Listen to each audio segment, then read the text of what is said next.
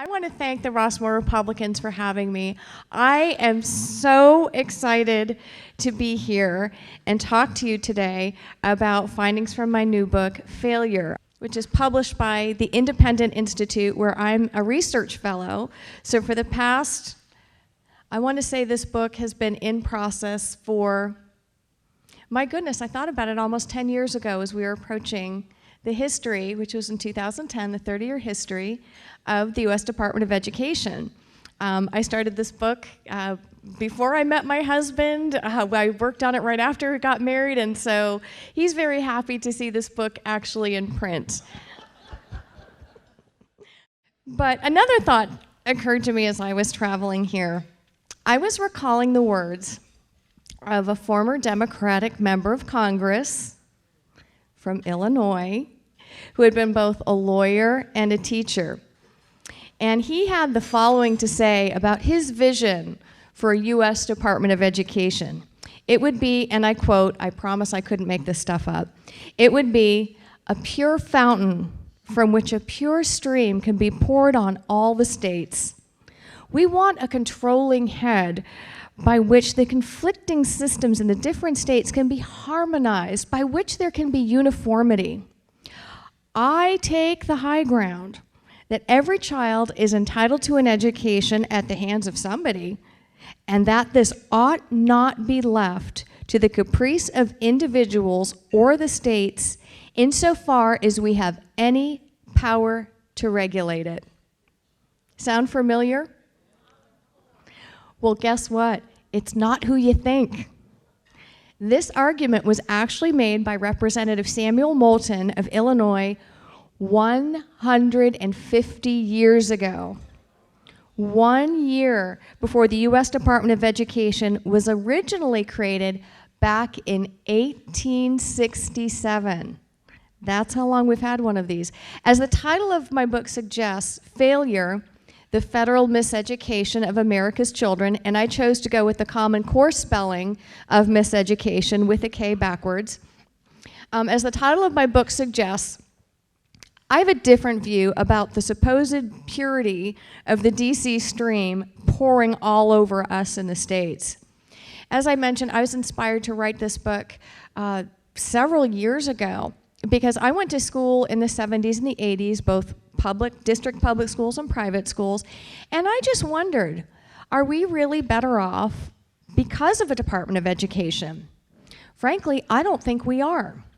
And based on the increasing calls for the department's abolition this presidential election cycle, I think it's fair to say that a lot of us think it's time to pull the plug on the U.S. Department of Education. Amen. Yes. But what does that really mean?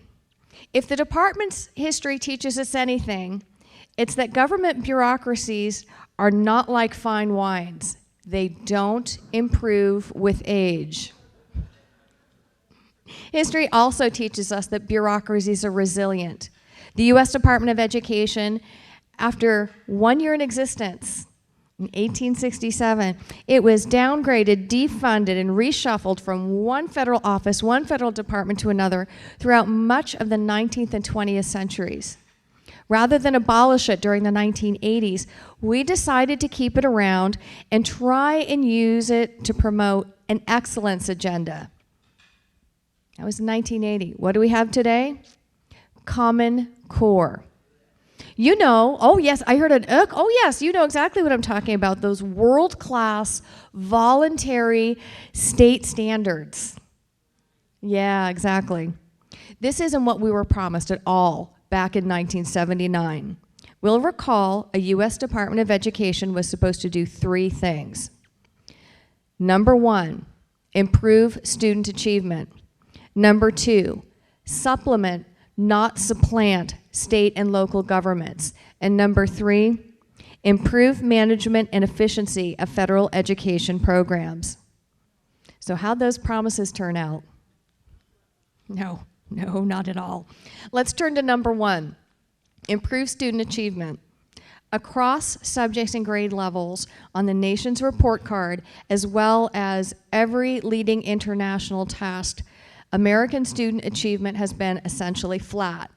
As far as I can tell from the empirical track record dating back to the late 60s, early 70s, we're simply spending above average amounts for squarely average results, up to 1/3 more than top performing countries around the world. Well, a US Department of Education was also supposed to, number 2, supplement, not supplant, state and local governments. Our founding fathers never intended for the federal government to be a quote-unquote partner with the states in education, much less the boss. In fact, the word education doesn't appear once in our US Constitution. But going along with this quote-unquote partnership has been a bad deal for students, schools, and taxpayers. During the No Child Left Behind, or NCLB era, for example, from 2002 to 2009, the Department of Education's paperwork burden increased by an estimated 65% and was larger than the burdens imposed by the Department of Defense, Energy, and Justice, just to name a few. In fact, the administrative burden is now so great from the Department of Education, most employees in our state departments of education are hired just to deal with federal education programs. And I can tell you now they're not going to take billboards out about this, but I can tell you off the record, superintendents of public school districts are now saying off the record that most of their staff spends their administrative staff, rather than helping teachers, what are they doing? Filling out federal forms, federal compliance forms. That's what's going on in those big administrative Taj Mahals. So today in the Common Core era, states are spending an estimated $80 billion, according to a former US Department of Education official.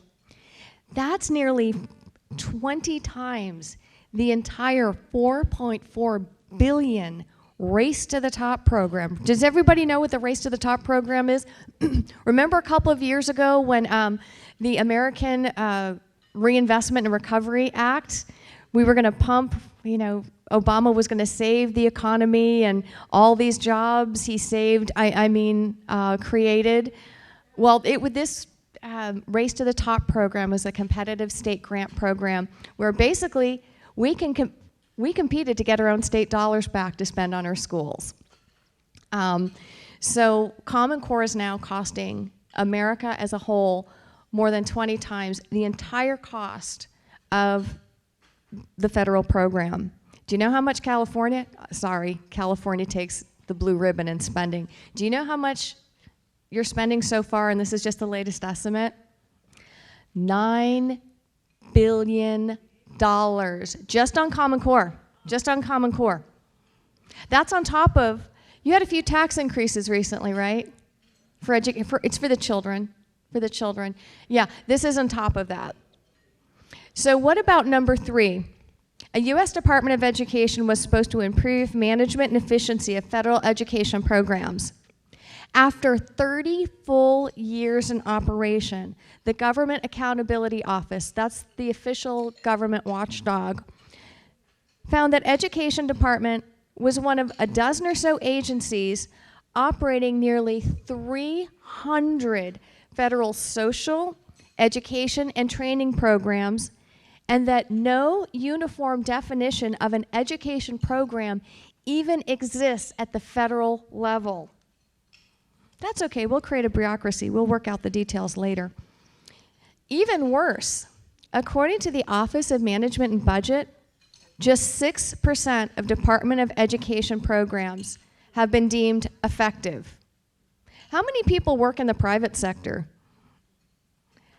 If you had just 6% of your programs deemed effective, wouldn't we be doing some cutting? Wouldn't we be doing some eliminating? No, if we work in the public sector, heck, just tax what's working and pump up what's not. Well, how can we have this kind of a track record after more than 30 years? From 1980 through 2010 alone, Department of Education program spending increased by more than $57 billion. That's inflation-adjusted real dollars. This increase outpaced student enrollment by more than 5 to 1. Because some people say, oh, Alger, you're just not being fair. There are more children, we have to spend more money. No, across the board, spending outpaces student achievement. So after more than 3 decades with the Department of Education, the educational performance of American students has not improved in spite of massive spending increases funneled through the department. The department has not achieved the promised administrative efficiencies, reduced paperwork, or better management of federal education programs. Given that track record, it's highly unlikely that more time, more fiddling with the org chart, certainly more money, is going to really improve education in the United States. It's high time to reject the now commonplace notion that the federal government has some sort of traditional or historical role in education. On the contrary, such notions have no constitutional basis, even if the Department of Education were getting the results it promised. There is no evidence that officials in the federal government, including the U.S. Department of Education, know what's best. Neither, for that matter, do state officials. But the key difference for those of us who believe in constitutional federalism is that state officials are closer to those of us who elect and hold them accountable. State citizens are best situated to hold and keep lawmakers accountable. In fact, as we're seeing today, the U.S. Department of Education is actually a hindrance, not a help to our efforts to improve education in the United States of America. I don't know if you have seen this or have read about it, but on December 22nd, the U.S. Department of Education sent out a letter to every state superintendent of public instruction in the United States of America. It arrived just after New Year's. I call it the Happy New Year's Nastygram from the U.S. Department of Education. And guess what it did? It was about 2.5 pages. And it explained on no uncertain terms to state superintendents that if you do not get your public schools in line with regard to Common Core, we are going to withhold funding, Title I funding, for your most disadvantaged schools, those schools serving poor children. By the way, if you don't make sure, so here's some tips, here's some threats for you, and by the way, here's some tips that you can give to your local schools to help, so you can threaten them and they can threaten parents into forcing their children to take Common Core influence tests that they have legitimate concerns over. You're going to lose funding. We will restructure you. We will replace you. This is our U.S. Department of Education. This is our money. We are being bribed and bullied with our own hard-earned tax dollars, because everyone in this room knows there is no such thing as a federal dollars, period. As the late U.S. Senator, Arizona Senator Barry Goldwater said, there is no such thing as a federal dollar except the money that the federal government extracts from those of us in the states, and then it comes back to us minus the Washington surcharge. When we're talking about education, for every dollar we in the states send to Washington, D.C., you know how much comes back? Maybe 10 cents if you're lucky. Maybe 10 cents if you're lucky. So let's face it, efforts to fix the U.S. Department of Education pass more effective federal legislation to improve the targets for federal funds. Make bigger government, just make it leaner and meaner. No. None of these are going to provide an answer. To achieve the goal of improved student achievement, only one remedy will work: an end to federal control of education through the U.S. Department of Education. I agree. It's high time. Experiment time is over.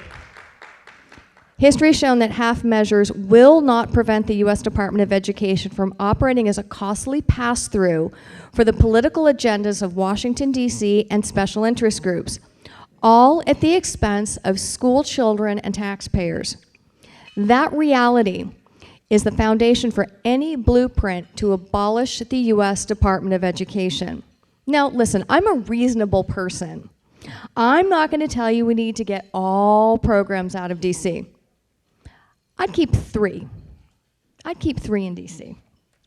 The first is the DC Opportunity Scholarship Program. As many of you might know, this is a voucher program for DC public school children who are in the most expensive, worst performing, most unsafe school system in the United States of America.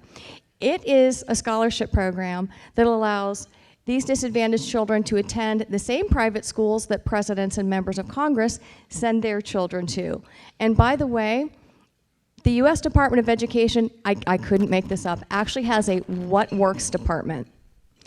The DC Opportunity Scholarship Program is one of the only programs, and I'll explain the term administered, by the U.S. Department of Education that actually has been deemed highly effective. You know that 6% DC Opportunity Scholarship Program has been deemed effective. And it costs a fraction.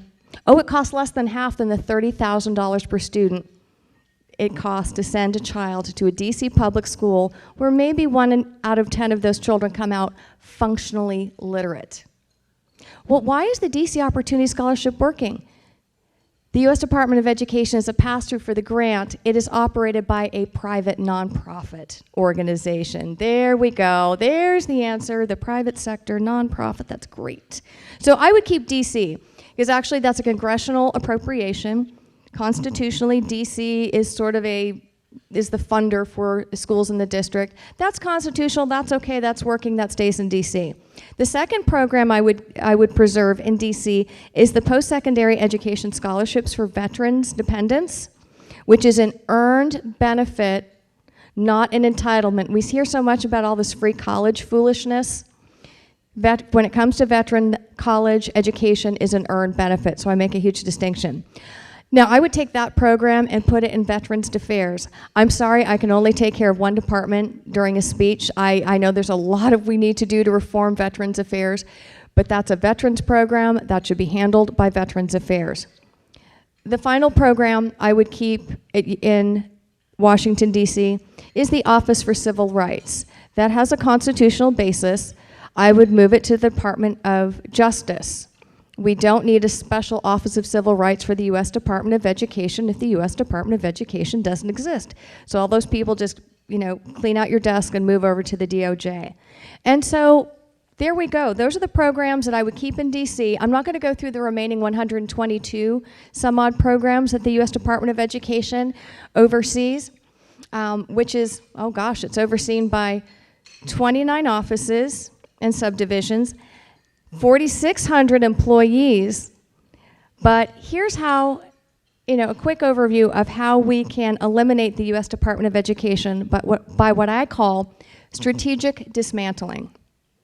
Strictly speaking, strategic dismantling doesn't eliminate a single U.S. Department of Education program. It simply transfers programs, management, and associated funding back to the states. In addition to some $216 billion, along with another $275 million in associated personnel salaries that would be restored to the states. And that would be overseen by our state departments of education, which, as we know, already have a majority of their staff who are overseeing federal programs as it is. So we already have the infrastructure. We're just getting rid of some of the extra. But you know what we could do right now? Simply shuttering up the U.S. Department of Education as a physical entity. How would you like to get your share of about $14 billion in a tax rebate next tax season? That just comes from administrative and overhead savings, just from shuttering up the physical building. We could do that tomorrow. Okay, some people wouldn't like it, but we could do it tomorrow. Now, all the existing programs that we would transfer back to the state simply would be administered by our state education agency. Taxpayers would no longer fund these programs through the federal department, but instead we pay for them through our state taxes. Now, continuation of various programs previously administered by the U.S. Department of Education would depend on whether or not we thought they were necessary and effective. Now, the thing with Department of Education programs, they have a shelf life. They run anywhere from about 1 to 5 years, depending on the program. So if you didn't want to support, be support Grand Canyon education. Great, you shouldn't have to pay for Grand Canyon education, just like maybe Arizona taxpayers shouldn't have to pay for very California-specific Department of Education programs. But does that make sense? We're just rolling back programs to the states. We're shutting down the physical plan of the U.S. Department of Education. Then it's up to us to decide what to do with those funds and which programs to fund. But one of the questions I'm usually asked is what's going to happen to public schools during these periods. It's worth considering that as things stand now, under the prevailing relationship between the states and the federal government, federal funding lasts maybe 1 to 5 years, depending on the program, and federal funding is never guaranteed to cover 100% of the cost of the program. That's why schools are saying we need more money, because we only got so much from the feds. Schools already experience uncertainty. What this would do by bringing management of education programs back where it constitutionally belongs would allow, local parents, elected officials, school board members, taxpayers to work together. What's more, let's face it, every decade or so as new presidents are elected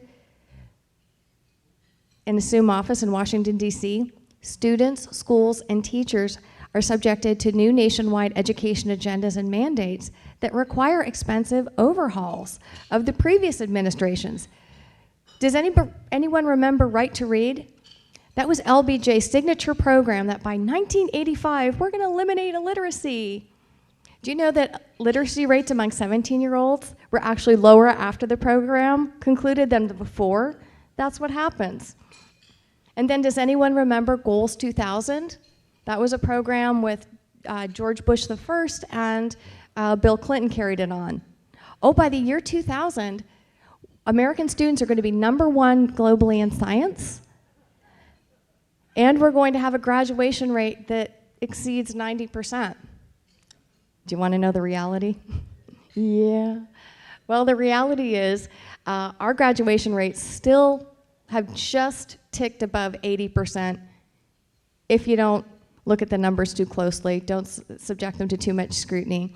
And we're about 28th in science right now. We're squarely average. By the way, it's a complete myth that American students were ever #1 internationally. You hear that a lot. We were never #1. We've been going down in the relative rankings. We're squarely average. That's where we are. Where American students do better is when we get out into the private sector and we work and we can innovate and we're away from that bureaucracy. That's where we really shine. So let's see what we can do about this. People always ask me, well, didn't Ronald Reagan promise to end the Department of Education? Didn't he call it Jimmy Carter's bureaucratic boondoggle? Well, Reagan tried, and his advisory team were split.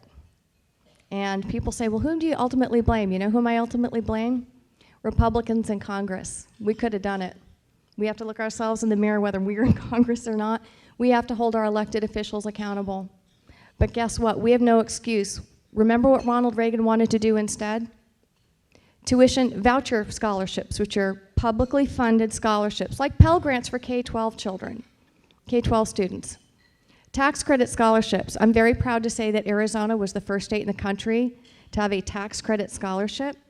Basically, those are privately funded scholarships. They're like vouchers, except a nonprofit. You give to a nonprofit, and that funds scholarships for children. We're entering our 20th anniversary of those. And guess what? We still have public schools, and they're doing really well. The third program Reagan recommended were education savings accounts. Again, Arizona was the first state to have those. Remember health savings accounts pre-Obamacare? Do we remember those? That's exactly what it is. You don't, Arizona, you don't prefer a district public school for your child. The state deposits 90% of what it would have sent to the district into a savings account instead. Guess what the parental satisfaction rate is of that program?